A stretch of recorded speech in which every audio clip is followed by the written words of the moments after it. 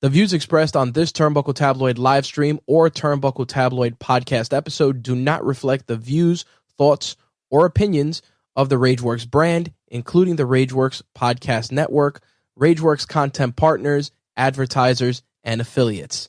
Viewer and listener discretion is advised.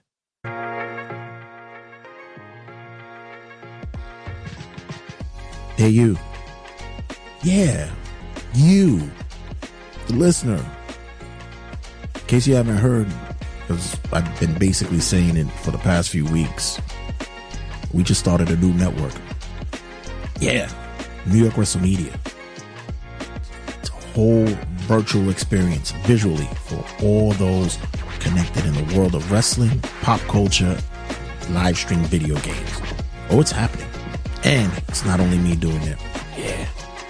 Got a few cohorts who jumped in the mix. Covering subject matters as history, indie wrestling, news of the day, pop culture, and like I mentioned, video games. I know, me too. I'm excited. Make sure you check us out on YouTube, Twitch, and on TikTok for New York Wrestle Media. Follow, subscribe, like, be a part of the vibe of all things connected with New York Wrestle Media.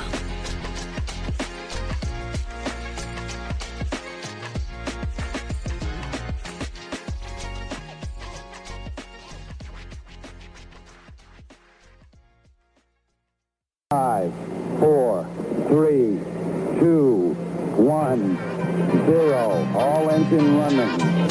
Liftoff.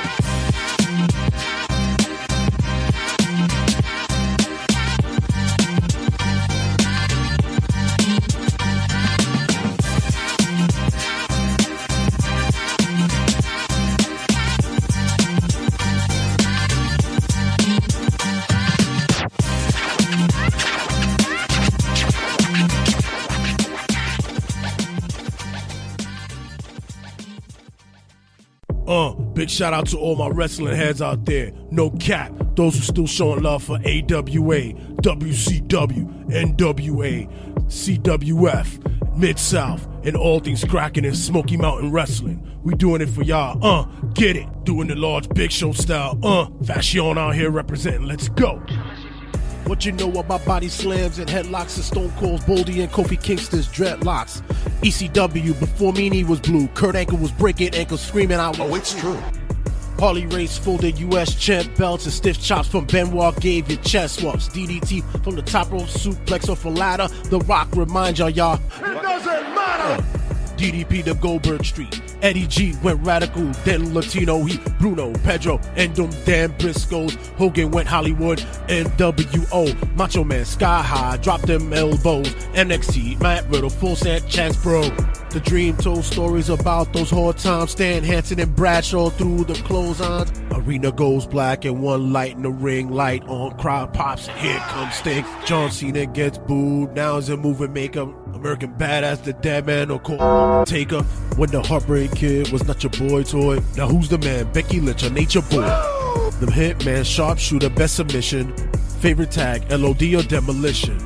Wrist locks, hip toss, and them arm drags. Steamboat, Jake the Snake, pulls Damien out the back. Kurt Hennig, Dolph Ziggler, hits the zigzag. Super kicks, Young Bucks with the hot attack. The Big Dog, Roman Reigns, and Jesse the Bod.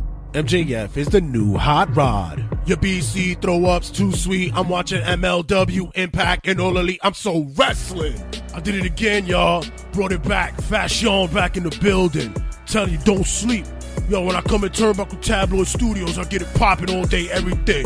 You know what I mean? That's how I do. From Turnbuckle to Turnbuckle. Mid-card flyer, you know what I'm saying? Doing it for my peeps. Big up to all my wrestling fans. Where ya at, yo? Throw it up. Let's go.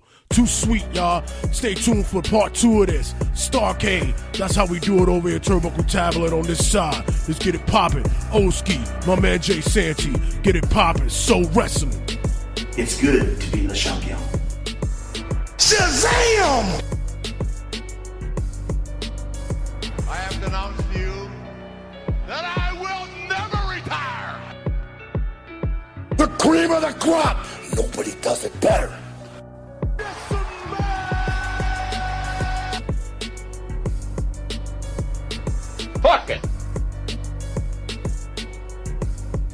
fucking bullshit.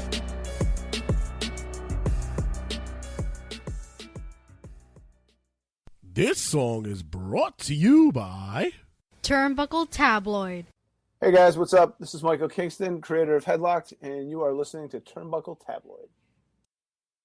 Live from New York, it's Turnbuckle Tabloid.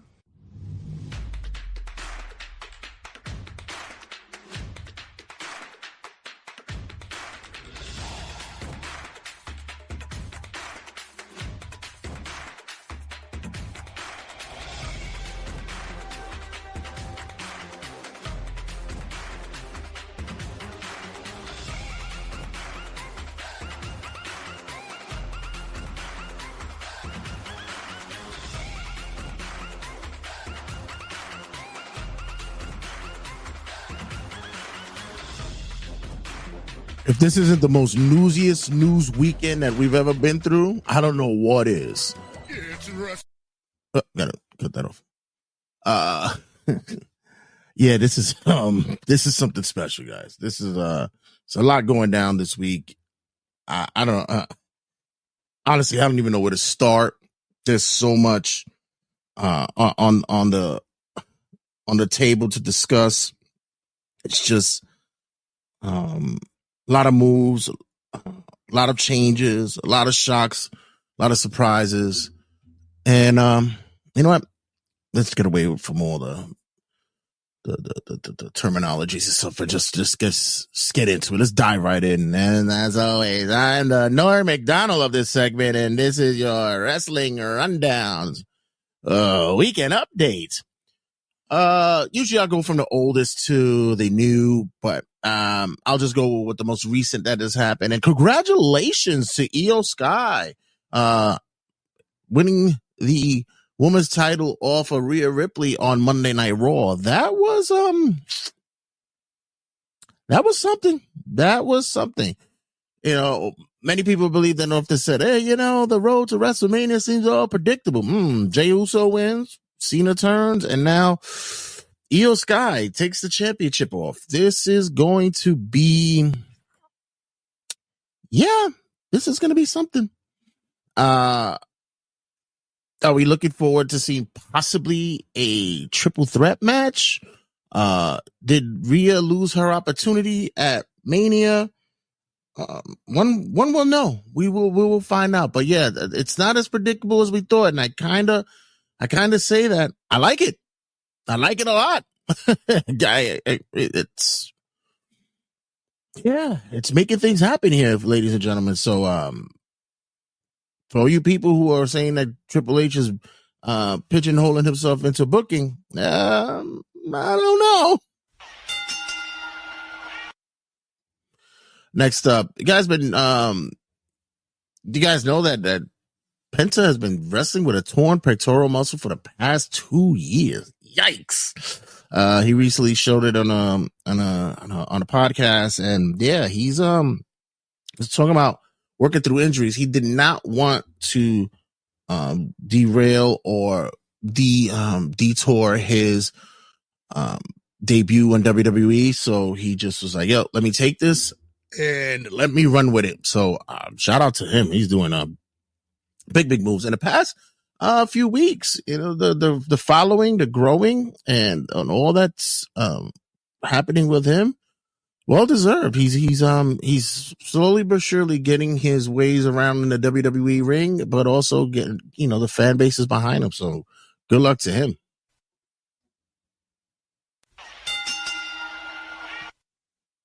Ricky Starks, who's now Ricky Saints, had his first match in NXT, and it had a really solid debut.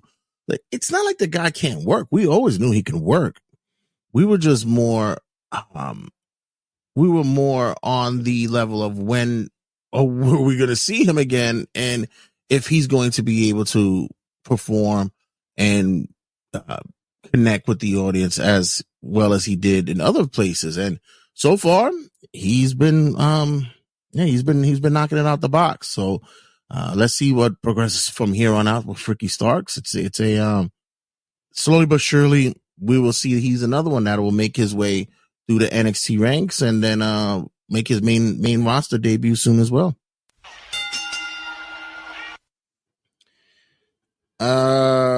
Hardys will be having their first match in NXT and WWE in quite some time. They'll be facing off against Faxium on this upcoming NXT. Listen, this partnership has been doing nothing but great things for wrestling. I'm happy that the promotions are able to work together, work alongside each other, and I'm happy that we could see that there can be a camaraderie between both shows, both promotions. It doesn't seem like it's an overwhelming forecast of one-sidedness from one promotion to another. It's so far it's been a healthy relationship, and since we already know that they have already made a deal for them to be continuing this, I'm hoping that we get to see wrestlers lob back and forth for that. It's a beautiful thing. They just debuted the WWE ID title. Don't know what's the real purpose of it. I guess it's just going to be a piece of hardware just so that the participants in the ID program have something to display on said indie shows that they go to. It's another marketing tool. I also believe that this is actually going to boost up their prices when they go to work for indie promotions. They're going to use this as a bargaining chip. I'm not mad at it. I think it's a great tool for them, but I hope that WWE does them right by taking care of them as well. When I say that as that, there's going to be a payoff for them, that there's something going to be there for them down the line, and not just use them just for their self-deprecating promotions and stuff. This is something that needs to be done, and it needs to be, I guess, benefited by all parties involved. So a lot of people were like, well, there's too many belts going on. Evolve is about to get a championship belt on their 2B show as well. So, the more the merrier for me. Like I said, as long as it keeps everybody happy and able to compete for something, I don't really give a shit. The only thing I care about is if it's belts that sound too much alike. Like with AEW, it's like the international belt and the I don't know. It just seems like there's too many belts that just seem to cross align each other. So I'm just like, that's anything else. But other than that, I have as many belts as you want. Speaking of AEW, the Death Riders t-shirt, really? Did you guys see this? It's a regular white tee with the Death Riders logo on the side. What a bunch of horse shit. Really? And how do we get away with this? I thought it was a joke. I was really like, no way they're selling this shit. And sure enough, they are. Wow. Yeah, the things they're getting away with over there, Jesus. It's been said that marijuana is no longer banned in WWE. Light them up if you got them.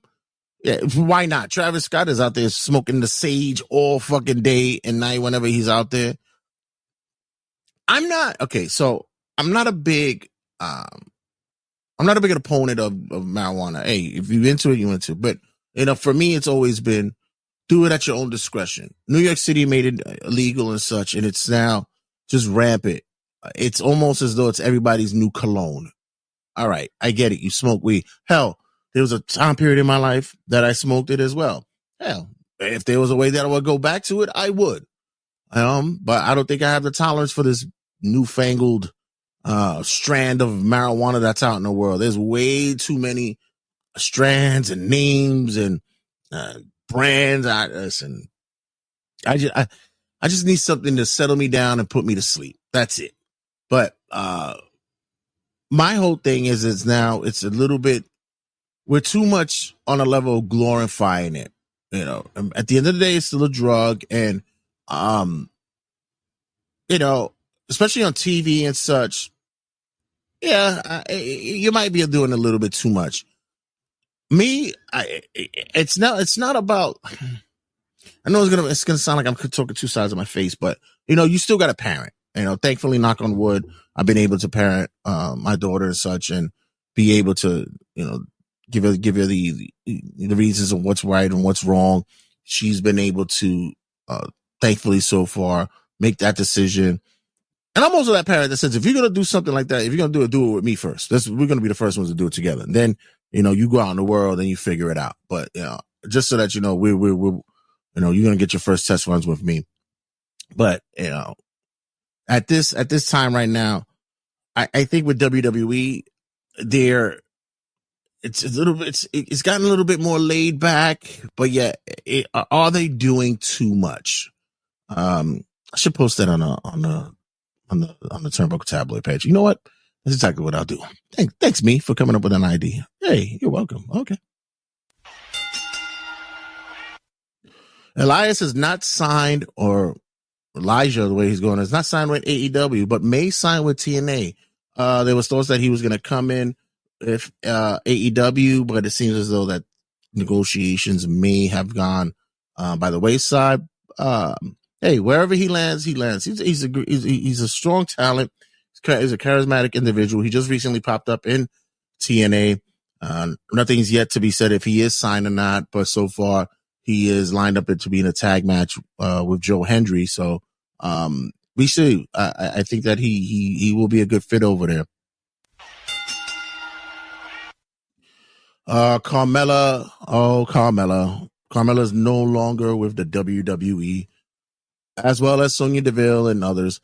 I'm not too upset about this. I kind of believe that she should maybe make her way back in probably a year or so. I think right now what she was going through health wise, being a new mom and battling what she was battling, she might need this time off. I think this was something that was a joint agreement with both parties. I think it was needed for her sake, her health wise, and bonding with her child and such. This is something great, and there doesn't seem to be any resentment. There's possibilities out there, and who knows?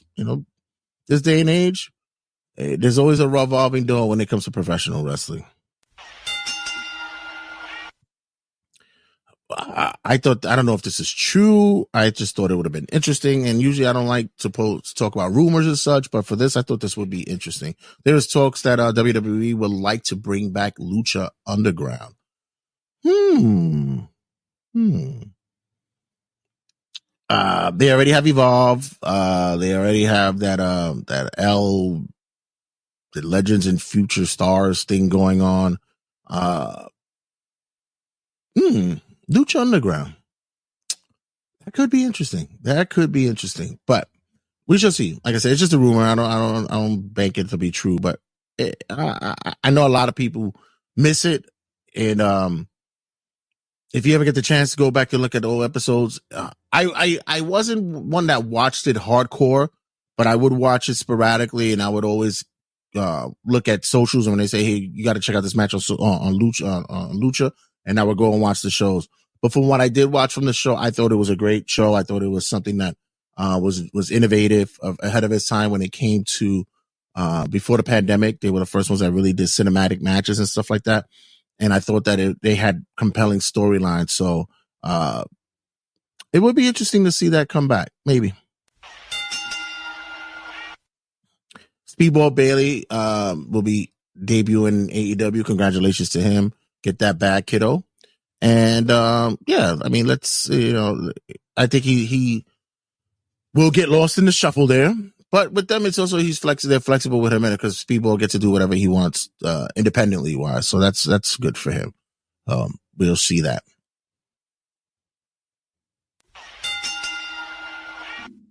Is it true MJF got his tattoo removed? Really?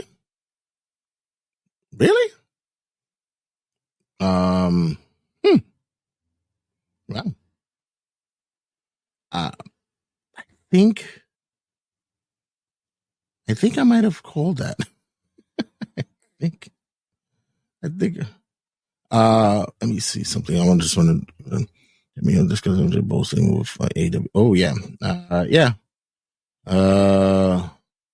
It says that he did remove it. Oh well. Listen, it was at a spot to where it's easily covered and was to show commitment to, I guess, your promotion, your company. And I always said that the way that it was made, the tattoo, that you could have easily just covered up the AEW logo and put whatever you want, just make it a poker chip or the case may be, a regular one. But yeah, might not have been a smart move to do, but maybe strategic enough to say, hey, Tony, I'm still loyal. This is how loyal I am. Until everybody starts jumping ship, they really need to do something over there. Oh. Next up, speaking of other free agents and such, Lila Hirsch is a free agent. I like her. She's such a small, energetic wrestler. Very technical. She's solid with amateur wrestling and MMA and such. I like her. She could be she could be an asset to another company, maybe as like a TNA and such. I know that she most likely probably would get down in Bloodsport. That would be cool. But good luck to her. Good luck to Lila. I believe that she would be able to do some fine things over there. Also, on the AEW front, Rey Fenix. Oh, Ray, it's finally done. You are released from the shackles of AEW. They finally released Rey Fenix. Everybody's now waiting on, they're looking at their watches to see when would he debut in WWE. Not yet. For me, I would like to see them keep them separated for now.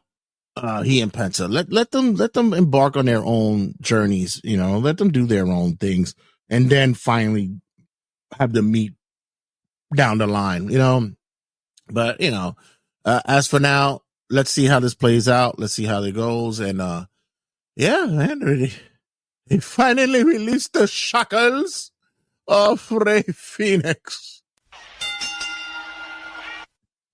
Interesting development. Stephanie McMahon will be doing a podcast. I'm not sure about this. I don't know how much she will reveal. That would be for me. Or will it be just an interview? Or would it be, will we be looking behind the doors of the McMahon family? How much will she open up about what's going on with the family?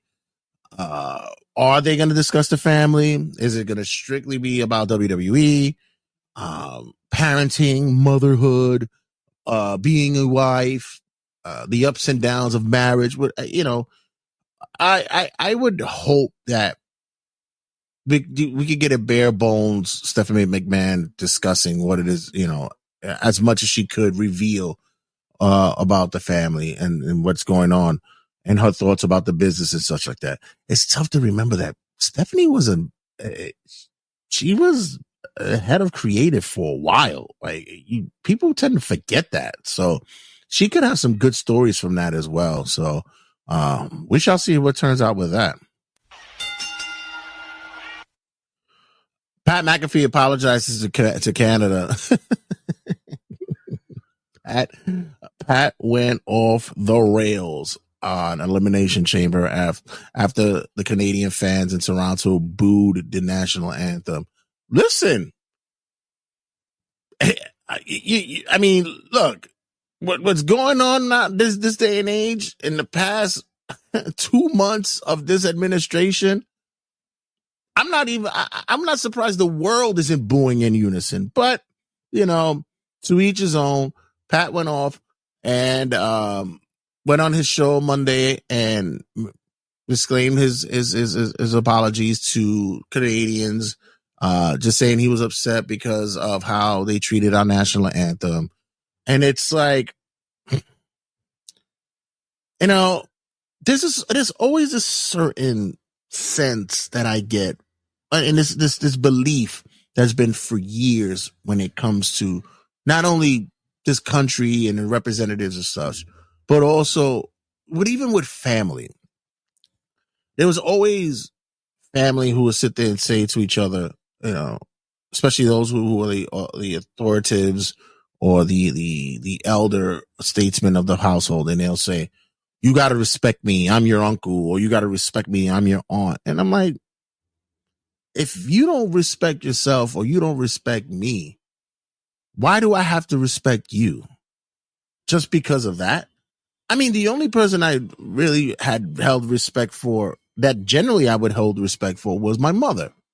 And I mean, not to say that my other family members I didn't respect. Of course I did, you know. But, you know, there were some that, you know, they were going through this shit and weren't fucking very nice people. And I was like, fuck off. I don't fuck with you. So I say this because I look at the same way with positions and people in political positions. The same thing when it's like, hey, you know, you know, just, you know, he's the president. You got to respect him. Fuck off. Like, no, if they don't care about what the fuck we care about, why would I care about or show some kind of respect to them? It's not my thing, but to each his own. That's what it was. I was just wondering if Pat McAfee was having a conversation with someone in the earpiece and they told him, you know, you might want to go out there and just say that, yeah, you know, that F off to all the Canadians for booing us. And just thinking out loud. Not sure if it would, that's what happened, but okay.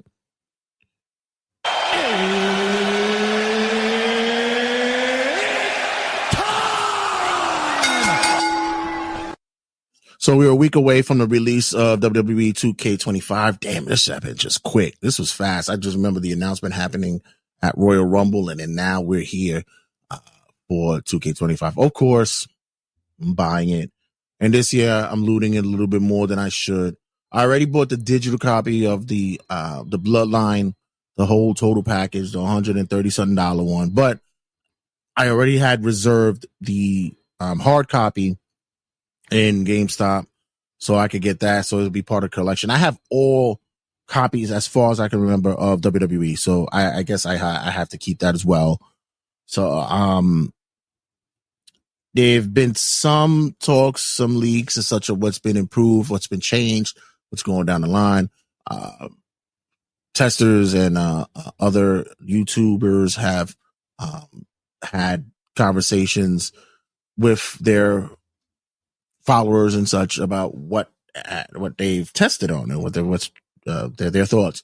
There's been discussions about how the island works. Could be hit or miss.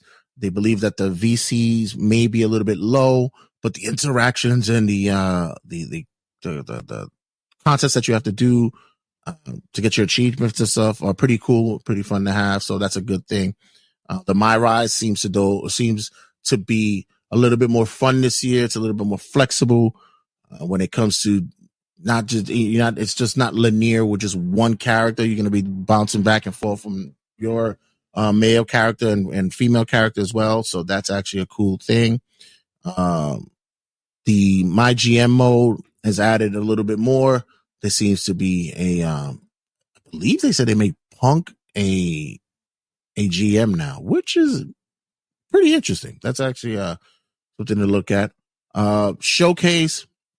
I'm guessing it's Roman, and we're gonna go through Roman's career and what ifs. You get the what ifs of Roman's career as well as the history of the Samoans. So we'll see how that is. And finally, the one that I'm always excited to jump in for, but mostly disappointed with, has been Universe Mode. And I just recently heard that Universe Mode has its ups, has its downs. They've made some improvements into it. For instance, you can now have 2-night pay-per-views, which is awesome. Now you have your 2-night WrestleManias, 2-night SummerSlams if you want, Royal Rumbles, whatever you want to do. Also shows you can have 3 shows on one night. So if you wanted to have Raw, Collision, and Impact on one night, you can do it now. So that's fucking cool. I think that's a bonus. The promos, we don't get a dialogue box, but we get an options box where you choose what's the next stage to do during a promo. We're not hearing the wrestlers cut the promos.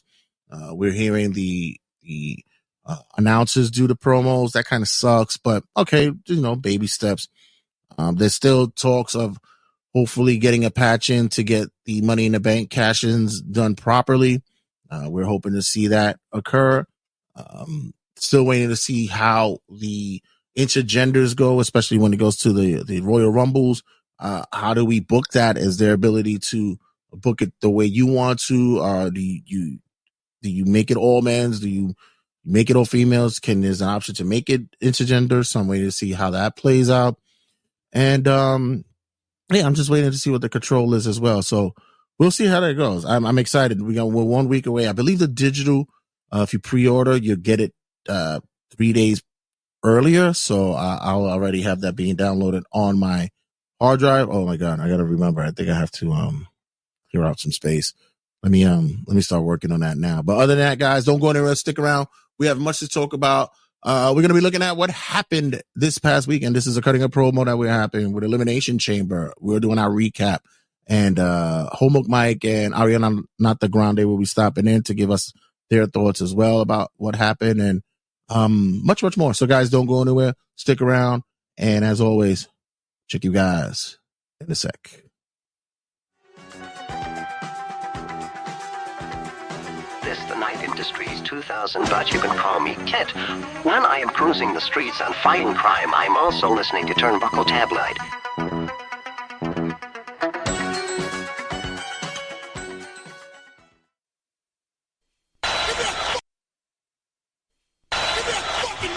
Turnbuckle Tabloid cutting a promo. So, heard any news lately? It was kind of a slow wrestling weekend, right? Not much happened, right? It's like nothing was going on, right? It was predictable, wasn't it? Just your typical weekend. Just a typical wrestling weekend. Nothing crazy, Oh, yawn. All right, let's get that out of the way. The internet has exploded and it is continuing to carry over. If you don't know by now, and I know people who are still feeling the effects, Jade Cargill is back, guys. Yay! Jade is back. Awesome. Yeah, Mike choking over there. That was great. Jade Cargill is back. No. I mean, also Randy Orton's back. Finally. Yeah, that was great. Woo! Awesome. But about time he came back. But also, The Rock is back! Yay! Woo! Travis Scott got away with smoking the blood in the middle of the ring. Yeah. What's you guys' thoughts about that? I was looking at a meme that someone posted, and it was like, you got Travis Scott lighting up in the middle of the ring. You got a lot of clothing malfunctionings happening with the women recently and such like that. It's a different day and age of wrestling. God, I love it. Like who had a wardrobe malfunction? Jada Parker on NXT. Jada Parker had on NXT. Remember, Lyra had one during fucking was it at Rumble? Yeah, the Rumble. Her pop open. And apparently, but Jada's was worse because she had like the old Zack Ryder one leg pant thing. Yeah, when somebody lifted up for a power bomb, you could see. Yeah, my brother. You can see my brother sent it to me. He was like, "Oh, she's having a what you call it, fatal attraction moment." But then I just saw a picture. Rob posted it on the Turnbuckle Tabloid page that Liv also had that moment as well. That it looked like. Oh yeah, Bianca picked it up. Yeah, that looked like these girls need to wear more appropriate clothes. That's not going to turn wrestling into porn. This isn't 1998 anymore, guys. Yeah. All right, Mother Ariana. I'm saying, especially if you got a lot of chunky, if you got a lot of booty. Listen, and to be it's fair, not booty, it's front. To be fair, there's also a lot of kids who are watching. We saw a lot of videos this past weekend of how many kids were affected by Randy Orton coming back. That was a big thing for them. Okay, let's stop playing dumb. This is the biggest thing since 1996. I mean, legit, the biggest heel turn since 1996. All right. We'll get to it. Let's just kick it off. Let's get down to Mike was a child. Right. That's exactly. Technically, this is supposed to be my childhood hero. I'm in the age demographic for that. Right. Yeah, the Gen Z. Yes.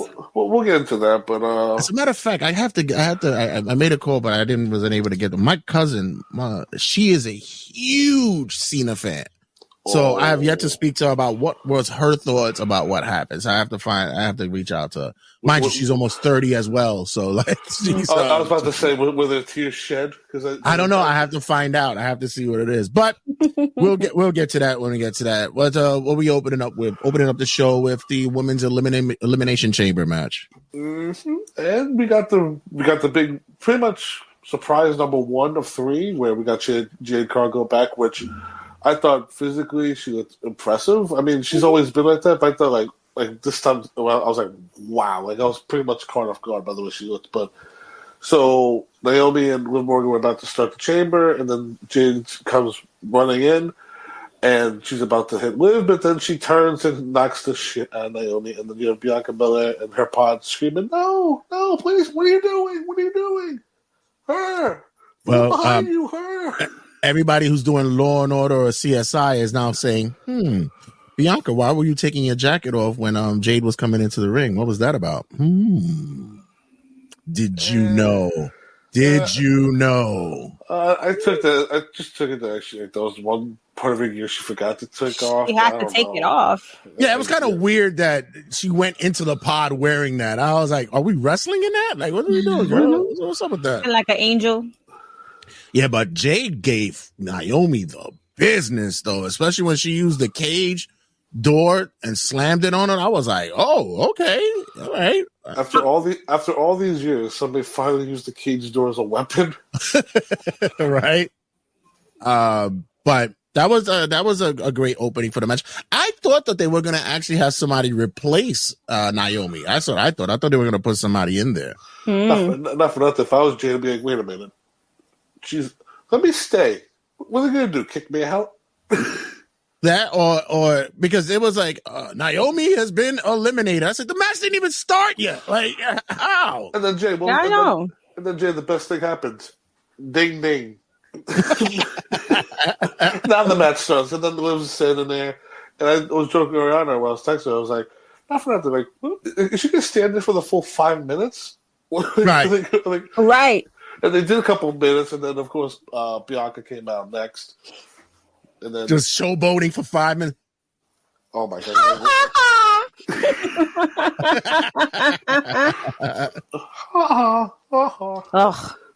Dude. I mean, also it was weird too. It was like no Raquel. Like we didn't see Raquel at ringside. She didn't make her entrance with her, I guess. And we'll say, as we go through this match, Liv was the MVP of this match. She worked with all 4 women, and the bruises on her body show it. But she pretty much worked with Bianca first, and then Roxanne next, Bayley follows, and then Alexa was the last person. And I mean, a lot of spots. A lot of people can go back and watch this. I thought this match. I don't know if I liked this one more than last year's, but I think both were excellent in terms of the action. Ari, good start of the women's match. Is that how to kick it off? I mean, I missed about half of it because I was at my friend's house and another friend got lost trying to get to the house. So I volunteered to go find her. And by the time we got back, I think, I missed the whole Jade comeback. I missed the Naomi beatdown. And I was about, I don't know. I think it was for the last 10 minutes, maybe. You pretty much came back in time for the final 2. Yeah, like 3 of them were in the ring at that point. Right. Yeah. So because I think Bayley took Roxanne out with the Bayley. Or no, I think Roxanne took her out. Yeah, I think I got just in time to see Bayley get eliminated. I think that was interesting. I saw a report that Roxanne's technically not called up to the main roster. She's still NXT. Mm-hmm. Until WrestleMania. But yeah, I they're doing the draft after WrestleMania, so she's definitely going to be a first round pick. But Yeah, I was thinking like this is it for her now. Like she doesn't need to go through all the hoopla and all that. She's already there. Might as well. Yeah. But I mean, what I did get to see was strong, exciting. The girls were definitely kicking ass. Alexa was definitely putting the work in for somebody that's been missing for 2 years. She sure was. And she was good. Yeah, and I will say the spot where Bianca and Liv were on top of the pod, Liv's pulling on her hair, make sure she's not trying to fall. And this is like by like the 7th time they're pulling on this woman's hair, and then she just grabs her hair and just whipped Liv like there was a score to settle. Guard her up. I laughed because it was like, does it really hurt to get your hair pulled, especially knowing that it's not real? Like, I mean, I know attached to her real hair. I guess, but like, I think there's something in the brain too that makes the sound too. I think it's like rubber band. Like, it's something. There's a band in there. It's got to be a band in there. It was funny. I was watching a live video where I was like waiting for like a big echo because it's in the chamber too. So you're thinking like anything that's in there is gonna sound loud. It was like I mean, it cracks like a whip, like Yeah, right. And you hear it. Like it's not like it's like someone's hitting a button. You hear that shit. Like it echoes. She's no echo. Sorry, my echo thought I was talking to him. So I thought the usage of the hair was important, especially when Liv was using it to bang Bianca up against the cage. I thought really like the just the way that the match was unfolding through and through. I saw somebody make a Bianca Belair Academy Award nominee for her acting in the pod while everything was going. She was still like traumatized before the pod opened up. Like she was still like unable. She was balling. Yeah, like she was unable to deal. Like it was like. I think that's probably been her best acting work that I've seen in a very long time. It's been a while, yeah. No, make sure when we put her on for a nominee next year for Tabbies, we have to do best acting work in a wrestling, which is like.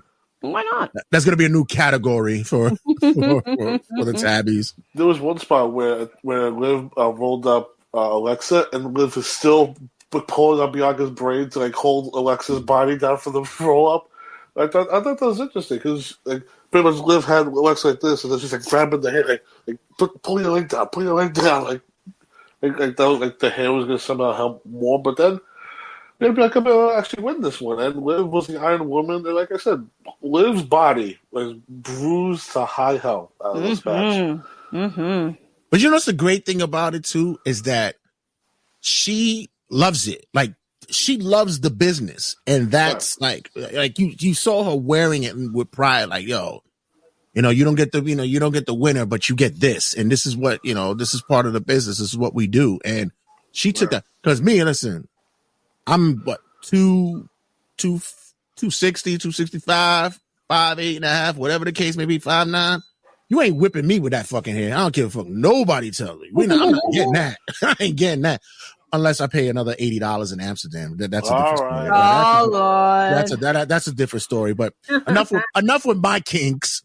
Anyway, but no, it's a beautiful testament. It's all these women because you still got to do what you do in the ring. But shout out to the agents of this match as well. I believe like it's like Jason Jordan, and that likes who are the agents for the women's matches. Man, they've been dialing it up for them lately, especially when it comes to big matches like this. And the women have been able to put it together. It's great. Yeah. Right. Like I said, like last year's chamber was excellent as well, and then this one, it was very interesting how they told the story with 5 women instead of 6. Where like Liv was the first one to start. She had to go through all 3 of them, and then she couldn't outlast Bianca. And then we had Bianca with the win, goes up the ramp, and then all of a sudden, Rhea Ripley appears next to her, and then Iyo Sky is like, "Oh yeah, I'm here too, just in case I have a title match on Monday." She was like down here next to them because she's so tiny and so tall. But look at them all. Look at all 3 of them. It's more than likely we're gonna get the singles between Bianca and Rhea. I think Io's gonna be the one that misses out this year, unfortunately. Yeah, triple threat. Who eliminated Alexa? Was it Liv? It was Liv. Liv actually got all of them. Okay, so no, I think Roxanne got Bailey, and then Liv got the other 2. Right. I'm hoping that this is teasing maybe Alexa and Nikki Cross going for the tag titles. I was going to mention that later when we do my WrestleMania predictions. Because after this show, I think all of us pretty much have a clearer vision of what the WrestleMania card's going to look like for night 1 and night 2. Yeah, it'd be interesting to see when Nikki and Alexa have that moment in the ring. Because, I mean, also I just saw Uncle Howdy was apparently cleared to come back. So put those fuckers back on TV. Start building something up. We got 6 weeks. I mean, like it. You know? What was it the other night that Bliss did something and then they glitched? They started glitching again. Yeah, that's what I was gonna say. They did the glitch. Okay. So Rhea Rhea has a new challenger here. Her new challenger will be Bianca. Is this something that everybody's been wanting to see on the main card? Big match capabilities here? For me, yes. Yeah. I mean, they've had some interactions on the main roster, but I think this is truly their first singles match. Exactly. Together, I think they were supposed to have one Money in the Bank, like 2022, and then Rhea was hurt. But officially, these two can go one-on-one. But it is interesting with the Jade Cargill thing, if that plays into the Bianca story for this as well. Because say Bianca wins and then it's revealed she was the mastermind, that might be SummerSlam. Bianca and Jade for the women's world title. Oh, goodness. Yeah, I know you love it so much. Yeah, I thought that that's what was going to play out down the line a little bit more, but I figured that, and I thought this would have been WWE pulling the trigger and actually getting an NXT star over, but she actually did well in the match. Roxanne did actually well here, and but I think the right woman won here. She Bianca did her thing. Yeah, I was getting a little nervous. I was thinking Liv might actually win this. No, I think this is good because she needs to get back into the singles scene since she's been basically in a tag team for the last year, right? And this is the best way. I mean, I don't know if she's gonna win at Mania, but it's a start. For Bianca winning? Yeah, I don't think she's gonna win. Well, it's gonna be interesting with the story they tell the next couple of weeks. Yeah, only because Rhea just got this belt back, you know. Right. It would be face versus face too. I don't know. We might. I'm telling you, we might find out that Bianca might be knowing a little bit more than is being led to. So I don't know. The reveal might be saved till afterwards. That's what I think. One of the things I'm having an issue with it is, and I've seen some people talk about this online, is I don't think Naomi and Bianca are going to have a successful heel turn because they're really loved by fans, and I think people will pick them over Jade anytime. Right. And, you know, a lot of people like myself are not big fans of Jade already. So, and I think Jade would be a better heel in this situation. I don't know how they could flip it. They could come up with some kind of story like, well, this is the reason why we turned on her. Because she did this. She's conniving or whatever. But I feel like they may have to go that route. Well, Bianca's has experience. Well, she started off as a heel pretty much, but I think it's just been a very long while since she got called up to the main roster that she's played a heel. Yeah, and I feel like they tried to turn her heel a couple of years ago, and it just went nowhere. They can also introduce Lash and Jakari Jackson as a backup for Naomi, maybe. I don't know, or for Jade. Yeah, but look at Jade. She doesn't need anything more. It's like giving Nia Jax a fucking family of women behind it. They could redo the whole baddies thing if they want to. Yeah. Well, Bianca, like we mentioned, she already has history as a heel. I think that it's already like a pairing that we should already had. We should already had her with the Street Profits. Have that going on there already. A long time ago. Yeah, so it looks like that should already be happening there. So let's close that out and get that going. That's an easy transitioning to heel work. That's right there. You're good to go. So you're finalized. That and move them over to Raw. Right.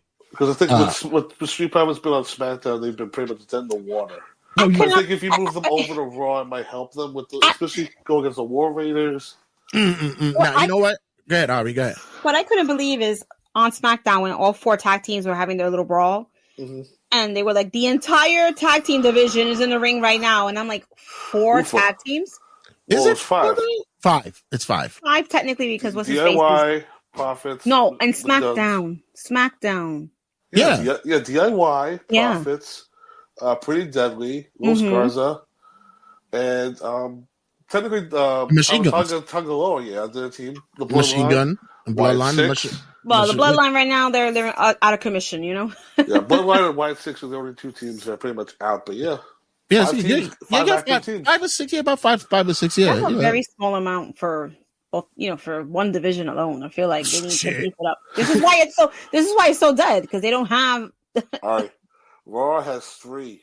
That's what I was about to say. At this rate, why did they even just separate the belts in the first place if they were only going to keep like 8 tag teams across the whole board, And they still have 8 Town Down Under as a team. Meanwhile, they've been teasing them breaking up for over a year and a half now. I forgot they existed. Listen, once they do the draft, all the tag teams are going to be mixed up anyway. Because also Fraction might get a call up, so it'll be something hopefully. different. You know what it is that they're still running on that premise that Vince had. He wasn't a real big fan of tag team wrestling. It was only early on when the business was running that it made sense for them to have it. Right. He's more about promoting single stars and such. I being a tag team fan for forever, I want to see more progress. Hell, you have more time now to put them on TV. You got 3 hours on each show. Give them more time to showcase. Get them more together. Absolutely. If you're a fan of tag team wrestling, you're hoping they poach the Hardys from TNA and be like, fuck you, we'll take them back full time. Hell, you know what would even be better? When they come into a town, just get some local guys in that ring, get in a tag team match with somebody, showcase how good the tag team is, and have them whip a jobber's ass, a worker, get a worker in there, and whip their ass, and then show that, these tag teams don't have to touch each other all the time. They don't have to be, in these squashes that we have. We gotta get them, separate them. Let's see what they can do on a right time when it's scheduled properly. But also, since we're talking about tag teams, with breaking news today happening, that certain wrestler got his release. Oh, someone was removed. So he's on his way to rest in peace, Penta's solo run. Come on, Ari. I feel bad because it's like he's rocking right now, and then they're gonna be like, "Oh, throw you into the depths of the tag team void." Nah, let's throw Phoenix to SmackDown. No, let's just put him in the LWO shirt. Pretend that he doesn't exist with Penta. They're gonna pair him up with Dragon Lee, making sure that they don't exist. Put him with the other guys, the Legados. They're the Legados, right? Legado de Fantasma, right? Yeah. I mean, why not? Why should they be freaking attached to the hip again? I feel the same way. Like, they could have their separate run, and then finally you get their reunion down the line. Yeah, a year or so later. Yeah. Let them do their thing. Do they change his name though? To what? Maybe just Phoenix. I think Phoenix would be the best, the safest bet. Right. Phoenix, yeah. Because I doubt they're gonna want to name him after their biggest luchador, Ray. Like we have another Ray. Like no. They're not gonna do that. So, but the thing is, what they call them, the Lucha Bros. I don't know. I don't think they own that. I think would it just be Penta and Phoenix? They had another name in the Indies as well besides Lucha Bros. They had something else. I'm not sure if they own it though. But we'll see down the line. Next up. I just want to mention this on commentary. Pat McAfee had a fucking hissy fit because the Canadian fans booed the American national anthem. So and I'm like, did somebody go in his ear and tell him to do that? I mean, honestly, like I'm not to make it political or whatever the case may be, but I just want to say also flash forward to today's show where Pat McAfee said, "Listen, I'm sorry to our Canadian fans." But he did apologize. Yes, he did. He said, "I felt disrespected because you disrespected my country." Please. You're disrespecting yourself. It's from, my whole thing is, I've learned down the line to where, like, you try not to be so polarizing because you don't, you have your beliefs, you have your morals, it's whatever the case may be. And I get that, but when you're a big business like that, we already know where you stand at. We already have a general idea of how this company, what they lean towards to. Right. So my whole thing is like, I hope, if that was something he did on his own, then you know what? We truly know where he's at mentally with everything goes on. But, I wouldn't be surprised if somebody was in his ear, yeah, make sure you give Canada a little back because of what they did to our national anthem. Make sure you give them a little back. I mean, way better than Michael Cole, where we're like, oh, Jesus, Pat, like, please, like, of all the time, like, sit down and shut up. But yeah, I'm like I said, I actually laughed. I thought it was fucking hilarious. Oh yeah. Me and AJ are watching, and it's like, "Are they booing?" He goes, "Yeah, they're booing." Yep. I'm like, "Holy God, he loved it." But the weird thing was, like, when he was like standing up, I was in there. I mean, not for nothing. When Pat was going off, when he was standing up, I was starting to turn the mic on so people didn't really could hear him go on. They would have booed him out. No, right. But I think WWE also was like, Pat, like, not now. Like, tonight's not the night to be doing this. Hell down. Yeah, I don't think so. Their beer cans are kind of large. Somebody might get hurt getting hit with one of those things. They have big beers. Like barrels. You're drinking out of a barrel. You don't want to get hit with one of those. Exactly. Exactly. You don't want to get hit with one of those, Pat. I think you might want to slow down a little bit. So. Take the loss. Take the loss. Take the L.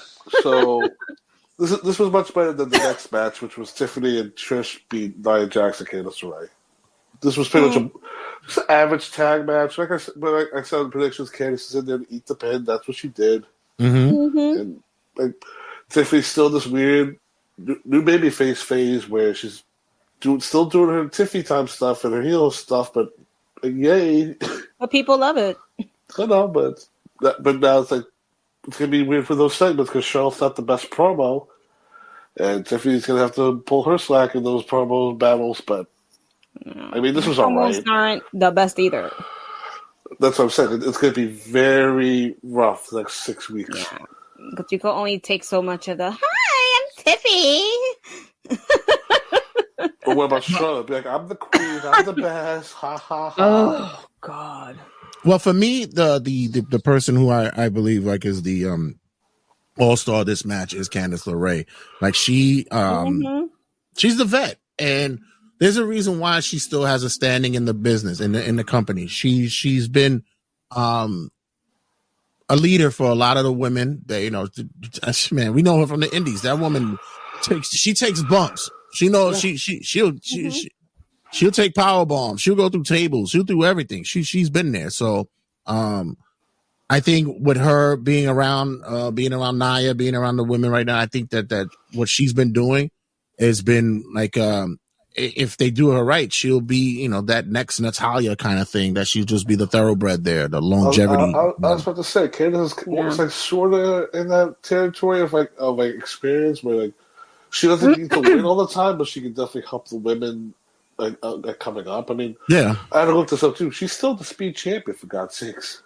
Look at that. Why didn't they bring that belt out? Just bring it out. I mean, just show it that it. No, why not? It's better. It's better it's hidden, so people don't know. Because when people see her lose, like, she's a champion, she loses? What the champs are chumps? Like, what the hell is this? Listen, she could win in the appropriate amount of time. That's what she's good at. It's 5 fucking minutes. She's locked in. But yeah, ordinary. I thought that, like I said, did well to carry that. Trish looked well. She looked good. She looked like she knew what she was still doing. She's still in condition. Yeah. Yeah, she looks great. You just look, and it's not like to shame, but you could tell what real like bad surgery is when you look in comparison to one person to comparing to Trish. Like, oh yeah, I know Trish is, she's clean living, yoga, blah blah blah, whatever. But come on, we know you've been touched up a little bit, girl. I get it, but a lot of it. Your surgeon is. She's almost 50 years old, right? She's like 48. Right. Yeah, she's 49. Yeah. Your surgeon is good, ma. You got a good surgeon. The good fillers done, the good Botox. There's nothing wrong with that. You looking like Goldie Hawn out there. Goldie Hawn was out there in the Academy Awards. I was like, ooh, Wella. Goldie, she was living up to her name, right? I was like, okay, Wella, I see you out there. I mean, it's safe to say she's been pretty much under the knife since day one WWE. Yeah, before that. Yeah, but like when she was doing her modeling days too. Yeah, she came in already sculpted up. So yeah, so she her surgeon is still in business because of her. She's doing well. Yeah. What matters is how good the work looks, and it looks exactly. good. Speaking of good work, next work that we got, we got the unsanctioned match. Kevin Owens versus You should say good work. I found I kept finding myself getting annoyed and entertained at the same time because I was like, what's the purpose of this match? Sami Zayn got his neck broken, and he's not selling half the damn match. He's moving around like nothing. Then Kevin does everything to this man's neck. Still Super moving Sammy. around like nothing's wrong. Super Sammy over here, yeah. It's the adrenaline. It's the Canadian adrenaline. This is what powers them. The beer and the livelihood of all fellow Canadians. I know, adrenaline in my soul, something, Cody Rhodes got it. I thought, I was like, why did they give them introductions? They shouldn't have introductions. They shouldn't have had nothing. No music. Nothing. There was a lot wrong with the sanction match. You know what the funny thing is? AEW does this in a better sense than WWE does, where Alicia Taylor has to be like, the WWE is not liable for anything that goes on in this match. We know where Just Star goes, shit's about to hit the fan. It's simple enough. Right. I understand. But it's like... The match shouldn't even have started in the ring. It should have started in the back. Exactly. Sammy should have been waiting by Kevin's door with a chair or something, and then Kevin comes from behind, ambushes him, boom. That's what it's like. Exactly. No theme, nothing. It should have kicked off like that. It should have been all over the arena. Yeah.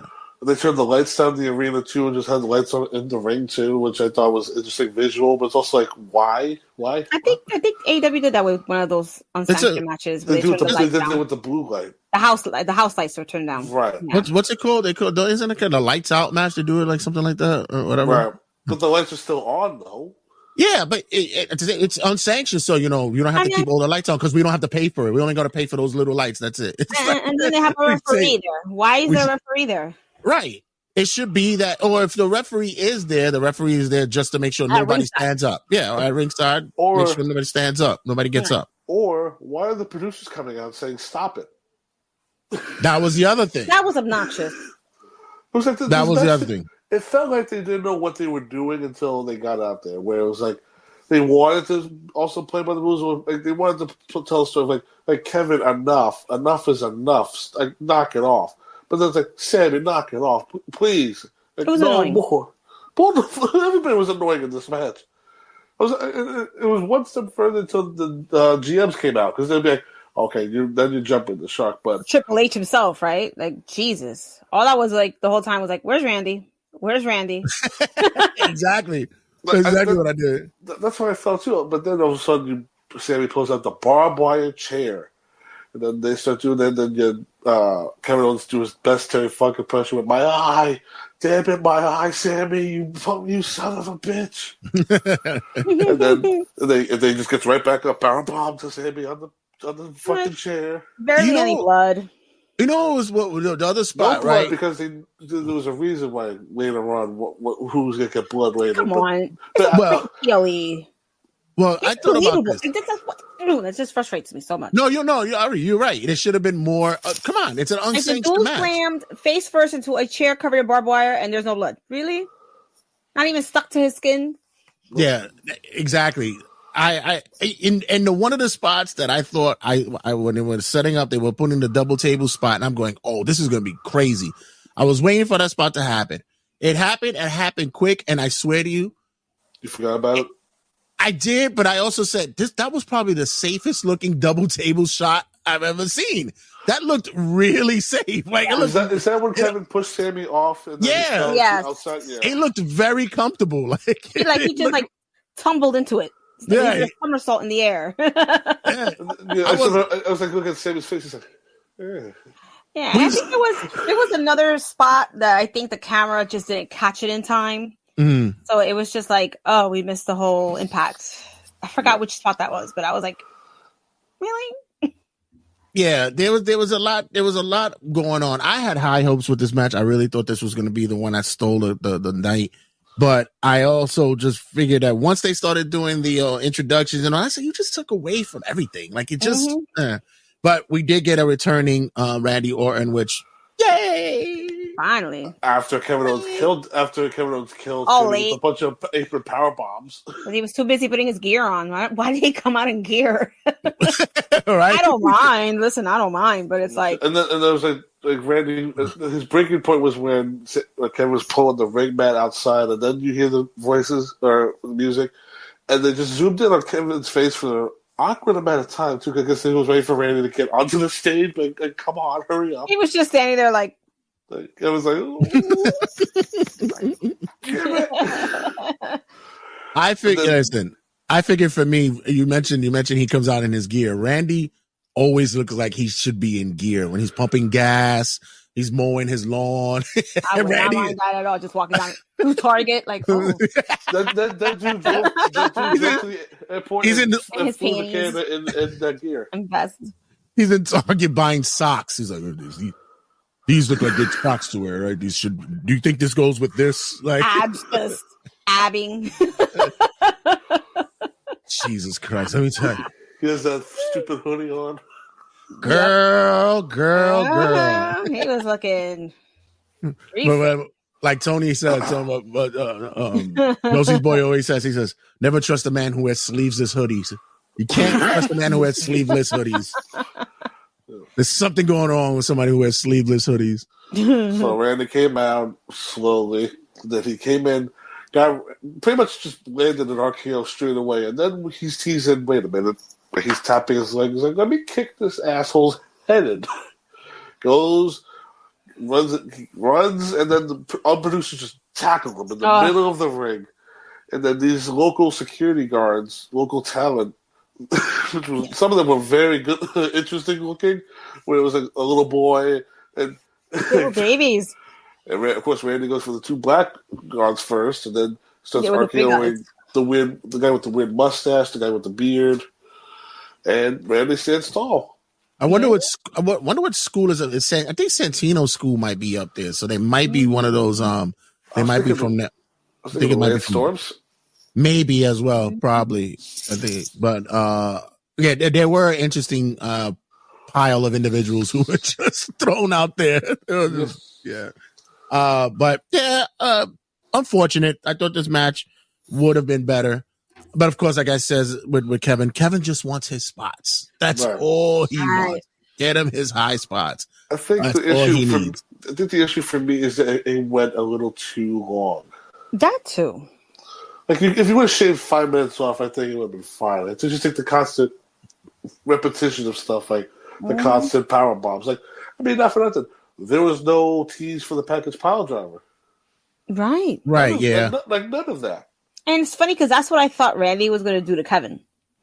He was going to do, to get him back for his own pile driver.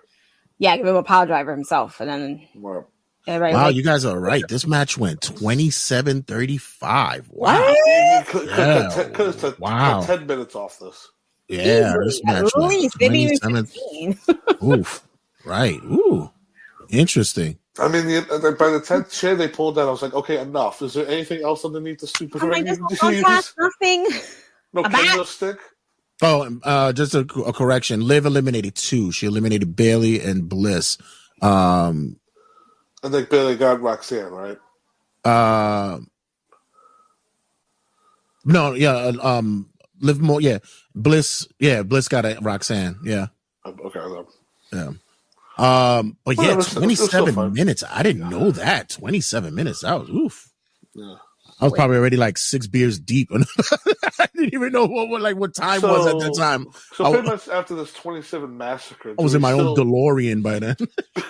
I mean, yeah, with this 27 massacre, does Sammy come back and say on week 5 and then answer Karrion Kross's challenge for WrestleMania? I mean, that was the thing we were talking about. Like, does Sammy and Karrion miss Mania? Like, is that a match that's really necessary for Mania? No, you could put that on Raw. That match will be on SmackDown the night before. Or whatever, yeah. There's no need to have that on. No. And for Randy and Kevin, I mean, what step do we give them? You can't have a normal wrestling match with these two. Oh, that's got to be a last man standing match at least. Yeah, it's got to be one of those. You know what I was thinking? Like, what if they do Hell in a Cell at Mania? Yeah, I mean they did a couple years ago with Edge and Finn, and then I don't know. But I think the last man standing thing will definitely probably be more played out.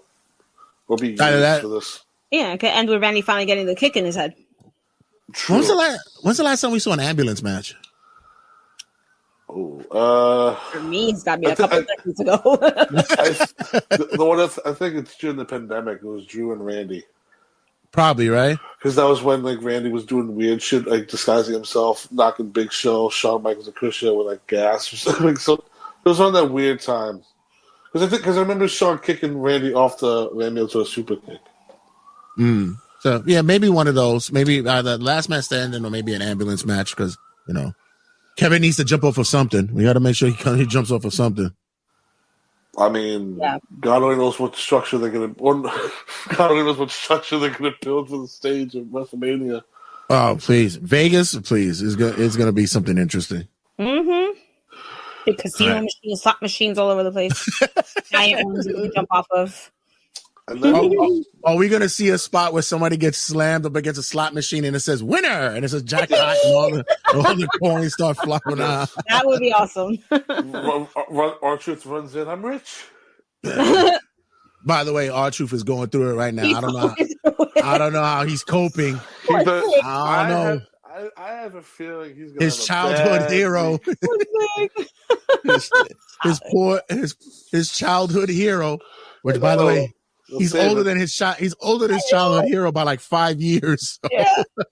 Let's save that because I think 1 week on Raw is going to be a very bad night for R-Truth. Oh man! But so mind you, so this is the main event, and we still have Cody's decision. So I'm thinking, what's happening?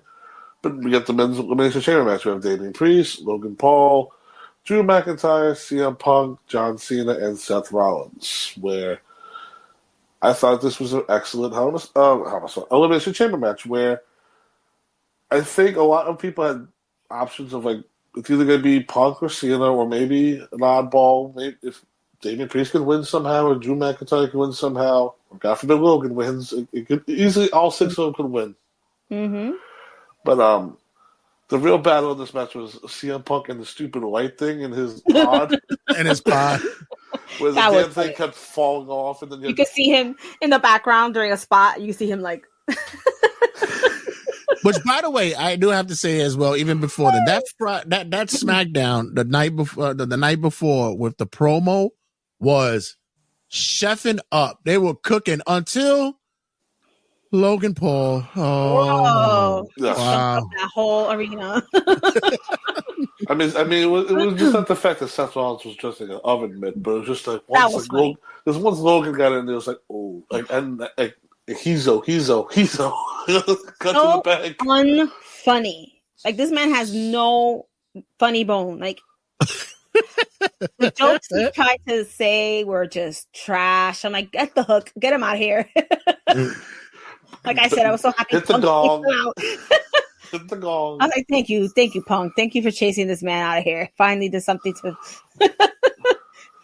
But for this match, I had a feeling that I wasn't going. I mean, I had Punk. I mean, I had Cena winning, but the way that this match was going, it was like, God, please don't let it be Paul. Please don't let it be McIntyre, or maybe it could be Mac. Please don't. Like I saw, like there was a lot of interchangeable parts that were happening here. Mm-hmm. Well, I mean, I just want to mention this now because Ari looked at it like, what the hell is Logan drawing in his pod? And then later on, it says it's OVO because he was sending the message to Drake. Right. Okay. Cool. Nobody gave a damn that Drake was there. They didn't even acknowledge him. He wasn't like one of the celebrities that WWE want to acknowledge. They're like, where's Kendrick? But at the same time, he was just like in the cut, just chilling. Then you have dumbass Logan pointing out, like, oh, look, he's over there. Go get all right. Like, whatever. Anyway, I forget who's that? Who's coming in? Hello? Who's that? Of course, my mom's building furniture at the appropriate time. So. My mom. I thought it was like, who's that at the door? And then you got a dancing horse coming in. Beep, beep, beep. But I'm sorry. I've been watching a lot of Craig Ferguson's Late Show on YouTube. Fucking hilarious. I've been dying lately. The rundown that we had Drew, Priest, Logan, Seth, and Punk, and as well as Cena. Priest eliminates Drew, which basically that's pretty much telling us what we're going to be seeing soon coming up. Yep. Logan Paul gets a pin here. He gets Priest. Ari, I know. I was like, really? I mean, that was a nice looking frog splash off the top of the pod, which I was impressed he hit. 1,000 years to set up, number one. I mean, he should have been rolled away at that point and up on his feet. And he's just laying there like, how long do I have to sell this thing? But I will say, when Priest got that quick elimination on Drew, I was kind of, I won't say surprised. Because also, I expected Drew to last a little longer. See, I did expect Damian to be the one to eliminate Drew because it writes itself, obviously. But I didn't think it would happen first in that fashion. Like, Drew's the first one out. I thought maybe Logan would be the first one out, and then 13 minutes. He went out in 13, and Priest went out in a minute later. He went out a minute later. It was pretty immediate because Drew had jumped Damian afterwards, right? Right. Yeah. And we all pretty knew that was going to happen. Then Logan hits the knockout punch, and then he finishes off with a frog splash.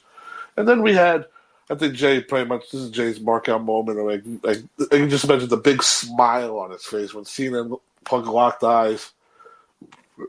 And then they're like, I miss you. It's like, oh, I miss you too. Oh, yeah. Jesus Christ. Yeah, that's what I wanted. I needed that cuddle moment for that. Hell no. Beating each other up. Yeah. Fuck that. I'm looking at the timestamp for this one. The next elimination that came after that was it was Logan. Logan went in, and then after that, you had the three giants of wrestling at right now in the ring, and you had 12 minutes for them. That was great. But it was funny because Logan went for the buckshot lariat, and everybody said CM Punk had flashbacks to fucking dead ass though. It really did. He was like, I've seen this before. I know how to reverse this. Reverse it, hit him with the GTS, and got him out. Ari, there are some people who said that Logan pulls off the buckshot better than Hangman. Do you believe that? I mean, it's good, but I mean, Hangman, he nails that shit in cowboy boots. I mean, recently, Logan's has been better looking, but Hangman's still the. I mean, earlier I remember when he was like, "Hold my beer," and then he would go fucking hit the move perfectly. Yeah. Hangman's is just way more aggressive at the end. Right. You know. The final three we have there, I thought it was to me compelling story. I thought there was a lot that was going on with that. Seth is just, he could fucking, he could sell out anywhere else in any other promotion. Here, he's doing everything he does with this company, but it's just so hard because there's so much like personalities around him now. So it's almost like if he's just fighting his way through. But I always say he's always able to, time on time, he's always able to show up and show out. Yeah. It was definitely I liked the moment. I forget what it was. I think it was Cena and Punk were fighting each other. And all of a sudden, Rollins just confronts Cena. Listen, you haven't been here in a while, but we don't want this asshole around. So knock him off. It's always that moment when you see Seth like start pulling his hair back and his eyes get big and it's like he's really like he's starting to feel that, and you're like, oh, he's not winning. Yeah, he's not winning. I will say, I saw a lot of people over the weekend say, like, for them personally, he kind of has like that X-Pac heat, where like people are tired of the stupid laughs, they're tired of the outfits. I mean, I think there's a point for a lot of fans for Rollins is like what is his character? Like, it's just a goofball that he tries to talk serious, but he doesn't. But people love it. Look at how they tried to turn him heel a few weeks ago, and that failed. They still cheered him on, even after he stomped out Roman's head twice. They still cheered him the next day. I actually look forward to correction. Well, they just like the song. Where, like, of course, like no, they were cheering him when he was cutting his promo the whole night. Like, right. Massive failed to. There's some guys that just can no longer be healed, no matter how hard they try. Wow. But You mean to tell me you don't look forward to seeing what he's gonna wear on the next show? I love what he looks amazing in that outfit. I'm not the one complaining. I'm just saying I saw on social media this past weekend there was like a thread of is Seth Rollins approaching X-Pac here? No way. Yeah. I laugh. Maybe they want that, but no. I laugh. What was it on Raw? He came out with that netted kind of thing, and immediately I did the same thing. I was like, "Oh, that looks like the top of a pie. That's awesome. It's great." I love the little pit bull just like him. Me, you. Seth gets eliminated, and then I forgot by what. I think he got hit with an AA. No, he got hit with the GTS and then an AA. It was like the double whammy. He got out. Double whammy, but yeah. He wasn't done though because Punk and Cena are going at it. Punk is draped on the ropes. Seth curb stomps his fucking head into this chamber floor. And then Cena, for the first time in his life, said, "Wait a minute. I'm going to take advantage." Pulled his ass back in, put him in the STF, and Punk tapped out. Yeah? He passed out. No, he passed out. He passed out. Yeah. Punk tapping? Get the fuck out! I thought I saw it tap a little bit. I think he was probably telling Cena like ease up, like you're choking me, like you're legit choking me, dude. But the referee was looking at him, and then he was like, "Yeah, ring the bell." But then because Rollins said, "If my ass is not going to WrestleMania, neither you, dumbass." And Rollins come to his word. He was smiling out by the chamber door, and then you have Cena win. Then the chamber goes up. And here we go. Cody Rhodes comes out. They have the face-off, WrestleMania 41, main event, sit there. And then out walks Travis Scott and his weird-looking hardcore memorial belt, whatever you call it. I was just laughing at his presence the entire time. Like, what is this man doing out here? Why is he here? It's like the one thing you would change, like, it'd be him. Like you don't need to be here, but it was like, was in the way the whole time. He was distracting. I would have just had him ringside, just walking around ringside, just to the entrance and then go fuck off at the back. No. I mean, if he's going to be part of what happens afterwards, I get. So, like, just be on the, outside, chilling, looking at what's going on. And then when things then occur, then you slide in and then you be a part of it. But just that whole time, you just like I don't know. It's just me. I feel the same way you guys do. I'm like, what the fuck were you doing there? He was distracting the whole time. Yeah. Because I'm like looking at Cody and The Rock talk, and then I see in the background just Travis like, I know, smoke flipping through the air. You're like, he's lighting up the sage. All right. Yeah, you saw him at one point, right? He was all. We know what it is. Come on. He was off in his own little world. Yeah. By the way, it is legal in Canada, right? It's legal, right? Yeah. Yeah, okay. I believe so, yeah. But Rock comes out, no people's belt, mind you, because I'm surprised somebody gave the Iggy like stop bringing that stupid thing out with you. He probably forgot it. Or somebody stole it. But, he was probably on the plane like, oh damn it, I forgot my belt. Oh boo-hoo. And he was wearing his WrestleMania Elvis attire, but all black. Yeah. The pants were whatever. The vest was... Loved it. Comes out, basically does the whole spiel from SmackDown. Cody, I want you to be my champion. I want your soul. I need your soul. And you sent me a meme earlier, and you're like HO would have a field day with this one. Yeah, this is like first of all, he's dressed like a Tekken 5 fighter. Like he's got the look so weird. And then now the whole I guess that's a new thing now. The whole flared bottom pants now, everything it's just bottoms are back in style. Yeah, it's back. But with him, it really looks like if he should be like on an island, like hosting fights, like tournaments and shit. It's like he's bothering me. So he asks Cody, "Give me your soul," and Cody goes, pretty much like, "I can't. I already gave my soul to these people that have been behind me, supporting me." And then he goes, "Rock, go fuck yourself." That was the pop for me before anything else happened. That was the big pop for me. I was like, really? No bleep. No. No. Okay. No, there was no muting of the crowd immediately. Like, oh, they missed the pun. It was like, no. But you know what though? It's like that's what it's been missing for a long time. Like that's how adults talk. Yeah. So when the door, when you got to be a parent, you got to be a parent. You're like, hey, yeah, that's cool, whatever. But you don't say that. Like, you be a parent, teach your kid. But yeah, it was still one of those moments where you're like, excuse me. What was it?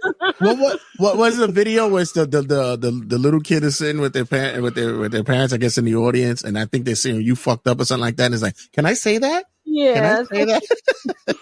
Only one time. It reminds me of like a video where he's like, can I say a curse word? And parents on the phone like, yeah, whatever. Yeah, I'm gonna fuck you up. No, I love that video. I like the ones where they let the little kids stay in the bathroom by themselves, like let it all out, and they put the camera on them, and they're like, bitch. So Cody tells me, I would have loved to have done that to Sully one time. Did Mike freeze on us?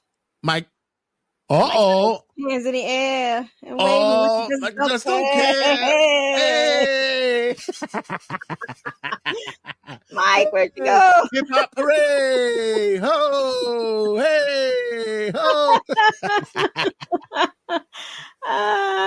Ho! He really is stuck, huh? Yeah, it's either that or he's having a fit. Something's going on over there. He's locked up. Let me see if we remove him. Yeah. You got to kick him out. He'll be back. He'll be back, Mike. Oh, there he goes. He's back, Mike. There we go. You good now? Of course, my mom is building and she knocked the Wi-Fi off. So of course. I'm going to yell at her. She's going to get so mad at me right now. It's like, I told you what time I'm recording. So we get on.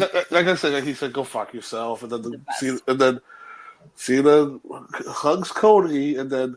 Can I just say how funny was Cena reacting though? It was when you look back at it, how over exaggerated he reacted to it. Like, yeah, all right. Right. Yeah. Like, all right, Cena. Not, but to be fair, it's very, very, very Hogan-esque. It's very Hogan. What he was doing.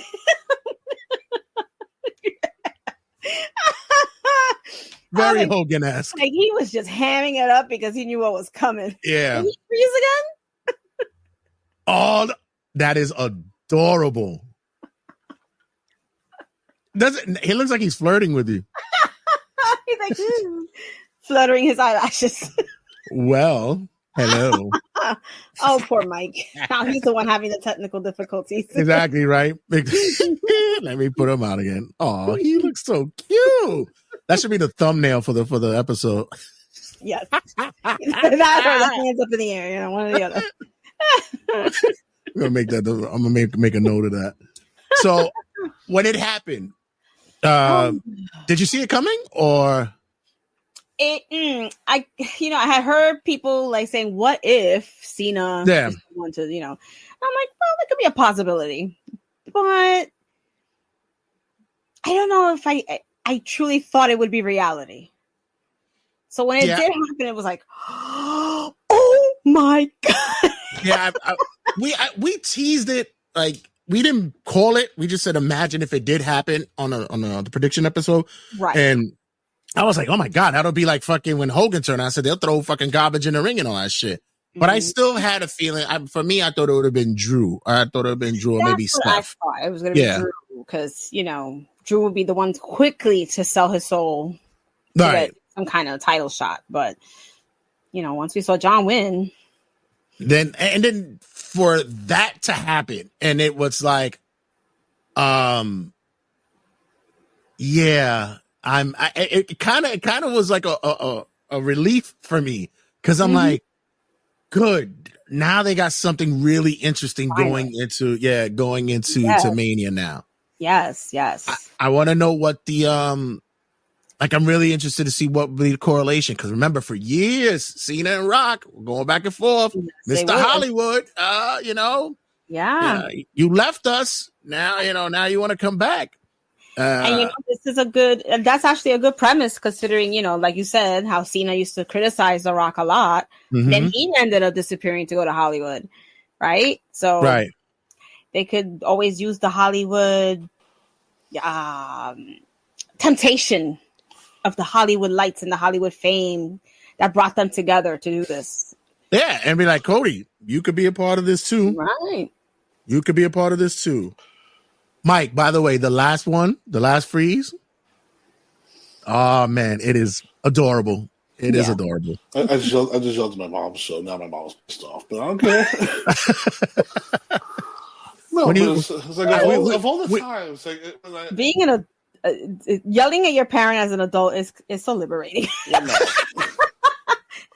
It's like, now you guys are freezing on me, so now I'm like looking at my fucking thing, like, what now? Yeah. Let me tell you, I couldn't say it better myself. Like, that is when you got to check them, and you got to do that little, I'm not your little kid no more. That's it.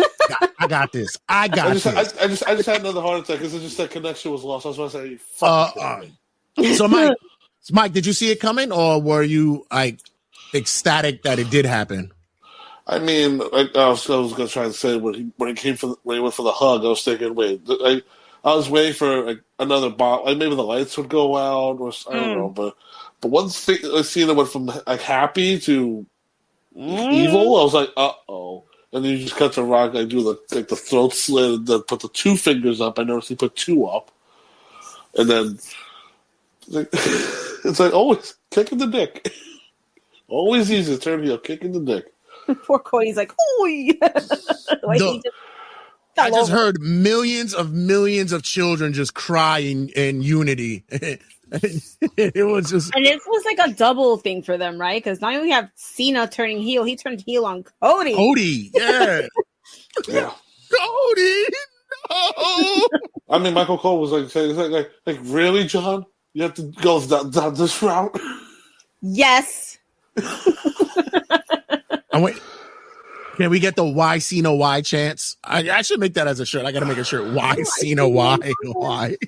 Apparently now he went back to Africa and filmed the rest of his movie. I mean, like, what the hell? I think we're supposed to see him in 3 weeks now or whatever. Well, he needs to go. He needs to make a stop at Turkey as well to go fill up that spot that he got back there. He got to go. They do it for cheap up there, bro. They hook you up back in Turkey, man. Shit. Imagine he comes back and he just shaves his head. Joe, that's cool. Just go for it, bro. He would have good. Just keep very buzzed down, maybe even if he doesn't want to go all the way bald, Low cut Caesar. You comes in looking like The Rock with a bald head. Shirt. We need to find something to do AI generated bald Cena. Like what would that look like? Let me see if I could put it.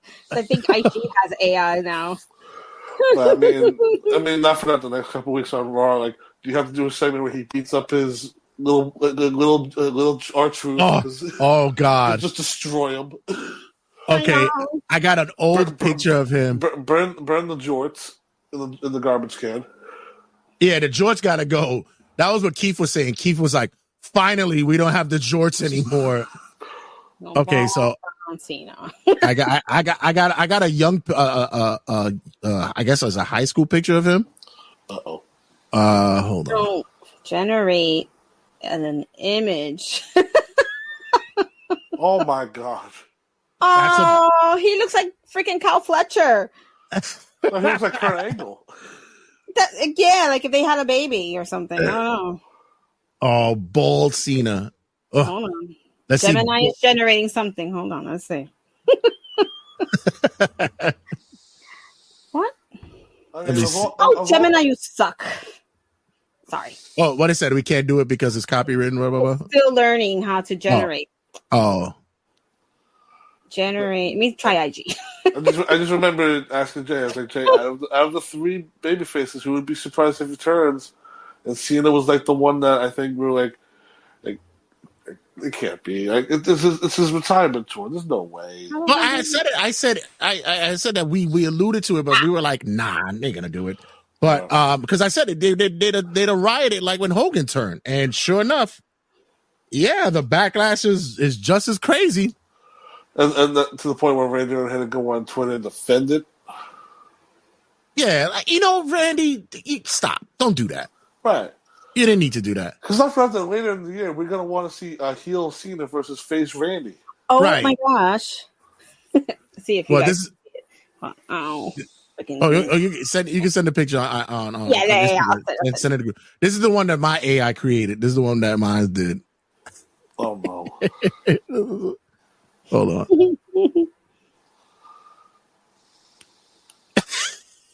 He doesn't look like him. Come on. Like the video of the guy washing his hair. Gotta watch that gray right. And mind you, it's a hair video with about a bald guy. Yeah, I just sent it. He looks like freaking Thanos. You go into your IG, you'll see it in the group chat that we have going on. So, do you think this is do you think this is necessary? Did we need to see this? Did this have to happen? Cena turning. Yeah. Yes. Yeah. I think so. Oh, that's a good one. That's actually a good one. Hold on. Ah, right. Yeah, it looks seamless. He looks pretty badass. He does need a tan, though. He does need a tan. Oh, he was pale. You see how his lips turned white at one point? Like, ooh, is his sugar dropping? What's going on? He definitely needs to he needs some color. Yeah, he's getting into Sheamus territory little by little. That's exactly where he's getting at. I look tan next to him. I will say though that this was definitely needed because I think that'd be kind of hot, Cena. I might need to save that for another thumbnail. Random guys in the background, right? But yeah, this was definitely because I heard somebody say that like you can't have John Cena wrestle himself.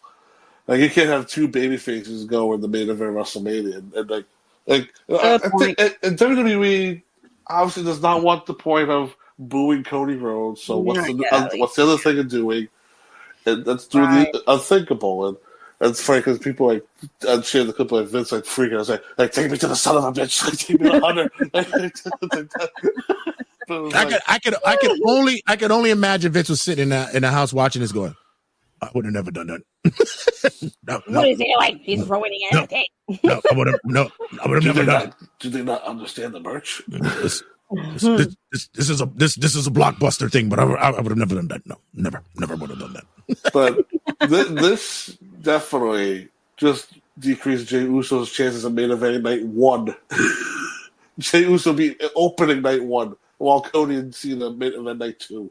I'm more with I'm getting it more to where it's like now I'm looking at it more. He might not win the way that it's coming out. Like he might not pull out. He might not pull it out.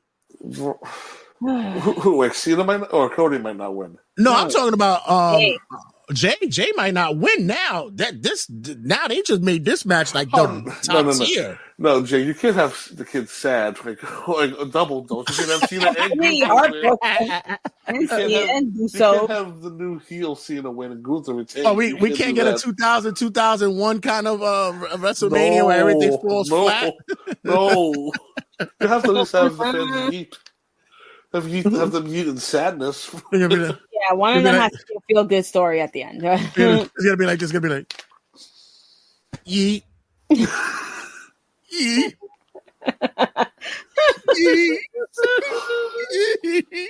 Exactly. No, they pretty much got it in cemented in stone already. If they're gonna have him at in July in City Field for Yeet Night, so it's pretty much got him at least having the title until then. So I think that's a given. But all in all, the turn. Oh God, it's just like for all of us who've been saying for years, God, this needs to happen. And sure enough, I think was it too late? I don't think so. I think this might have been at the right time. Better late than never, right? Yeah. And the thing is, this is definitely Cena's idea. He's like, listen, this is going to be my last full-time year. Let me do the one thing that everybody wants me to freaking do. And let's go heal on them. Well, okay, so let's see. Let's make this happen. Okay.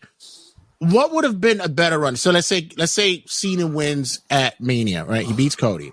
Mm-hmm. What would have been a better run? Because, of course, everything is about his last matches, his dream matches. Is it better for him to have his dream matches as a face, or does it have his dream matches as a heel? It would be as a heel. Yeah. That way, because if you have him go against his old rivals like Punk, Orton, and AJ, like those type of people, be like, this is not the real you. Like, this is not the man I faced years ago. This is not the man that bled, sweat, like all the nonsense, all the terminology. It's like this John Cena is just a big bitch, like a sellout. Just wants the glory in his final run. I can't wait to hear the promo with Randy, where it's like, you tried to sit there and fill in my shoes numerous times. Remember the Marine? Do you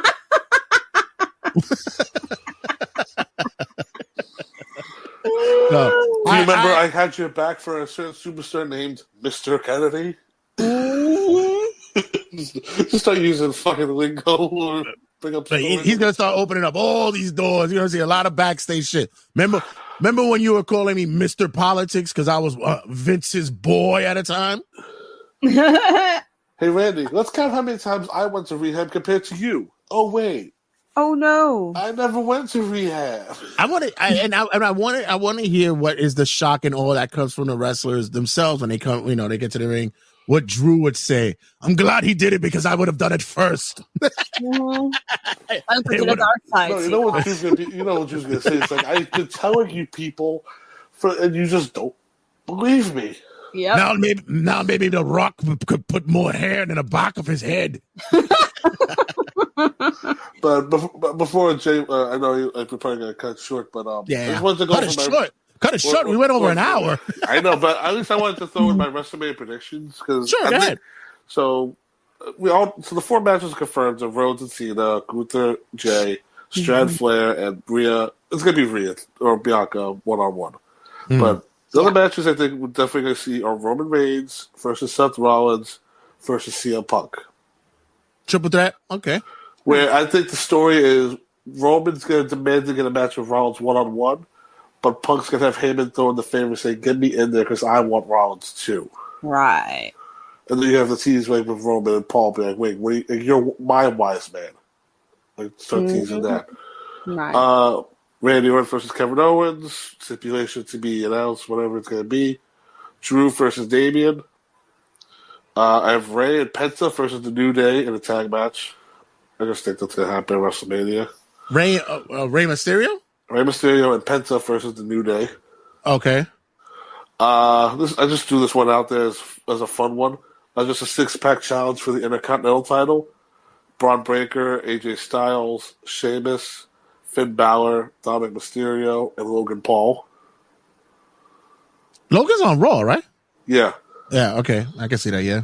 I have Sami Zayn versus Karrion Kross. Jade Cargill versus Naomi. All right.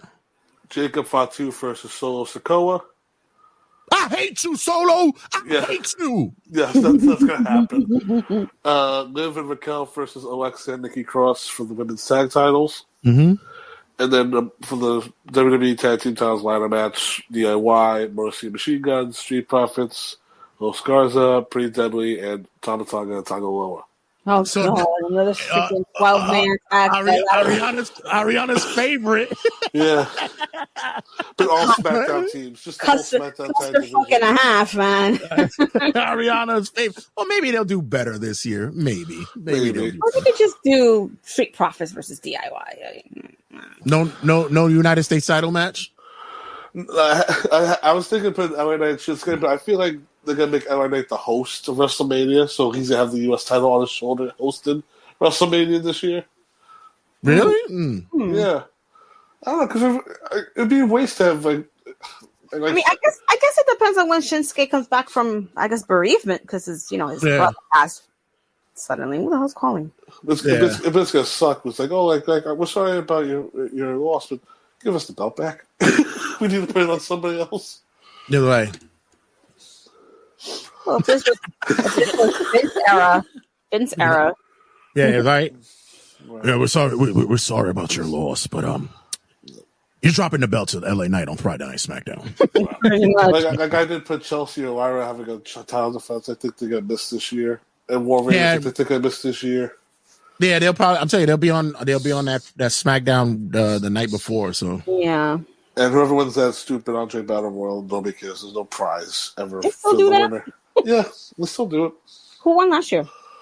Bronson Reed. Right. Braun Strowman will be a 2-time winner. He'll probably make him a 2-time winner. I mean, NXT Obafemi would be a good pick, but there's no prize for the winner. It's just you just hold the trophy or you stand there like Andre does. Yeah, and it look like a big old block of cheese. That one, I remember when they was putting around that one. Yeah. But yeah, that's gonna wrap us up here for the Elimination Chamber results, and the road to WrestleMania just got a little bit more interesting for everybody, ladies and gentlemen. And yeah, it's gonna be fun. It's gonna be fun. Guys, what you got upcoming? What's next on the schedule for you? History and Headlocks episode. We got a lot coming up. Yeah. In fact, because we got some interviews lined up as well, which will be to be announced. But next episode we're gonna do history of managers and valets. Ooh. Yeah, I can't wait for that one. Yeah, there's a lot there. There's a lot of meat on those, especially the fact that we haven't had that for the past few years. You kind of miss that part of wrestling, but that's gonna be awesome. That's gonna be a good look.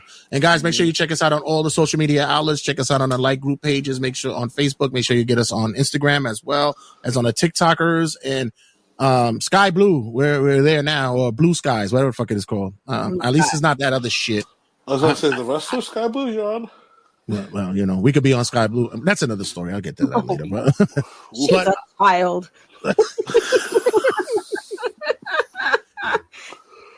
Touche.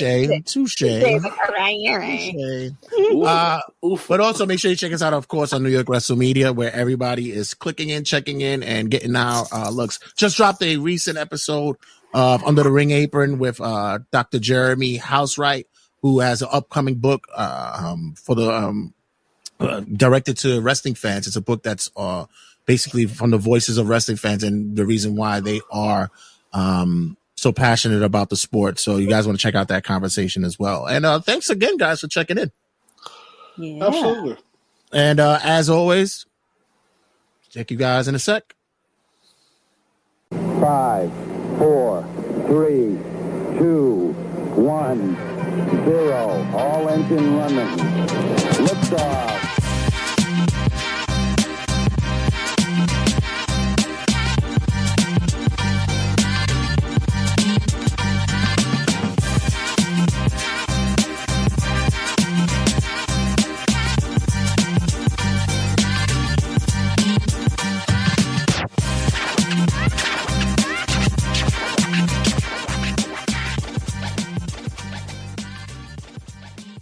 Turnbuckle Tabloid.